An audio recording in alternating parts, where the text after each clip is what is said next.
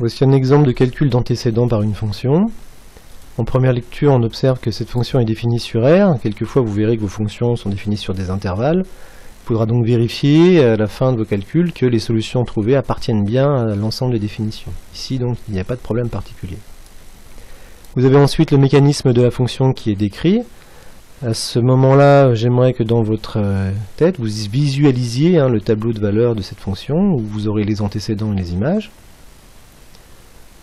Et donc, à tout nombre x, vous est associé le nombre x carré moins 4, correspond donc à son image.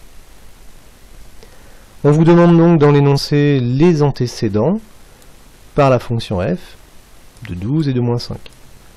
C'est-à-dire que les antécédents, ce sont donc les inconnus. Donc cette ligne-là, vous ne les connaissez pas. Vous déterminez leur valeur. Par contre, vous savez par exemple que 12 est l'image du nombre que vous cherchez. Or, à tout nombre x, on associe, qu'on ne connaît pas encore, on associe le nombre x carré moins 4. Donc ce nombre-là que vous cherchez, il va subir la même transformation, c'est-à-dire on va le mettre au carré, on va lui enlever 4 et ça donne 12. Donc quand vous cherchez un antécédent, vous ne le connaissez pas, donc soit x un antécédent de 12. Ce nombre, après avoir été transformé par la fonction, donne 12. C'est-à-dire que x carré moins 4 doit être égal à 12. Donc là, vous êtes dans une résolution d'équation un peu particulière puisqu'il y a un carré. Cette année, vous allez avoir des méthodes pour vous résoudre ce genre d'équation. Pour l'instant, la technique repose sur le fait qu'il faut tout placer du même côté de l'égalité. C'est-à-dire, on va déplacer le 12 pour le mettre de l'autre côté. Donc ça devient x carré moins 4 moins 12, ce qui fait x carré moins 16 égale 0. Voilà, on ne sait toujours pas résoudre cette équation-là, mais on reconnaît une identité remarquable du type a carré moins b carré, puisque 16 c'est 4 au carré.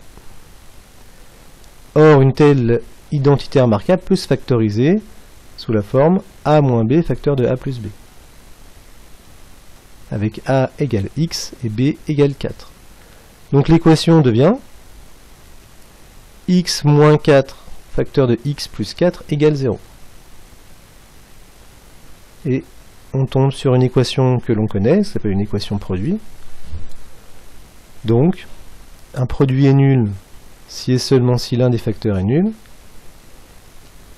Je ne rédige pas, mais je vous donne la phrase type. Un produit est nul si et seulement si l'un des facteurs est nul. Donc, soit x moins 4 égale 0, ou x plus 4 égale 0. Et on tombe sur deux petites équations, toutes simples. X égale, on passe le moins 4 de l'autre côté, ça fait x égale 4, ou x égale moins 4. Donc on s'aperçoit finalement qu'il y a deux antécédents. 12 admet deux antécédents, qui sont 4 et moins 4. Pareil, faites une petite phrase de conclusion. De la même façon, pour déterminer les antécédents de moins 5, vous allez voir ici, c'est beaucoup plus rapide. Donc soit x un antécédent de moins 5, voilà. Le nombre que vous cherchez x, après avoir été transformé par la fonction, doit avoir comme valeur moins 5. Donc ça vous fait x carré moins 4 égale moins 5. Je passe le moins 4 cette fois-ci de l'autre côté, ou je passe le moins 5 puisque je vous dis que c'est ce qu'il fallait faire. Le moins 5 se déplace, il devient plus 5, et ça vous fait x carré plus 1 égale 0. Or, un nombre au carré, c'est un nombre fois lui-même, plus un nombre positif, ça ne peut pas donner 0 puisque x carré est un nombre positif.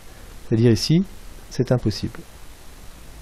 Impossible qu'un nombre au carré plus 1 fasse 0. Autrement dit, moins 5 n'a pas d'antécédent par f.